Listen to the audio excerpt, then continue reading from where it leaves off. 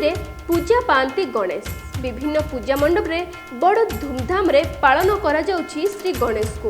राजधानी रे पुर ठारू पल्ली पर्यंत समस्त भक्तगण गणेशकर मूर्ति स्थापन करने सह तोरण और दृष्टि आकर्षण करुथिबा आलोक मेला रे सुसज्जित करिसेंती। ता संगकु देखिबाकू मिलुछि कोठी भजन संध्या तो आउ केउठी सांस्कृतिक कार्यक्रम।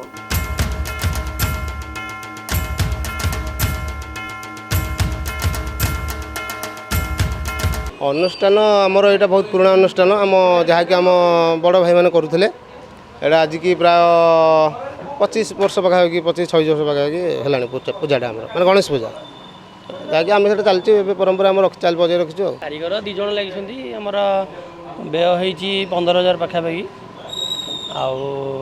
आसे समय लगिला मूर्ति यहाँ एक्चुअली आमर कलिकता स्टाइल मूर्तिटा होची एथरे प्राय 5 जन 10 जन डेली इनवल्व होउछंती।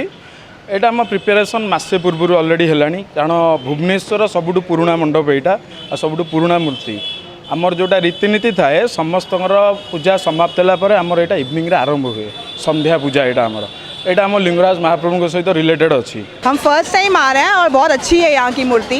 नहीं, यहाँ पे सबसे आई थिंक टॉलेस्ट है। मु तो प्राय मासेरु 1.5 मास लगी मूर्ति तैयारी करने जे कि प्राय 15 जन मिस्त्री दिन रात प्राय लगी रही सका राति 10टा 11टा पर्यंत लगी से कारुकार्य कर भुवनेश्वर सबुठु टॉप मोस्ट कहले एवं ओडिशार प्राय अत्युक्ति हम ना कहले जे कि सबुठारु बड़ मूर्ति एवं बड़ गजानन मूर्ति जहाँकि बड़गढ़ अनुष्ठित होती प्राय 45 ରୁ 50 फुट माने मूर्ति तैयारी करा जायछि एवं स्पेशल होउछि आपण देखुछन्ति आज सत्यजित जेनांकर प्रोग्राम अछि एवं काली असीमा पणाकर प्रोग्राम अछि प्राय समस्त की लोक मैंने आसबार अत्यधिक लोक आसी माने जॉइन करिवारु एठे प्राय आज प्राय 1000 लोक भोग व्यवस्था भी करा जायथला आज आपण माने देखुछन्ति लोक मानकर अवस्था।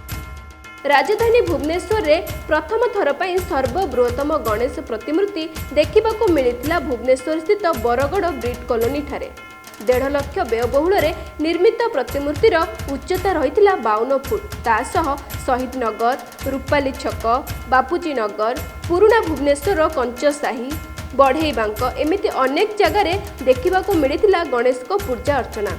एहा सह लोकंक मनोरंजन पई मीना बजार सांगकू विभिन्न प्रकार दोलीर मजा उपभोग करुछंती लोकमाने।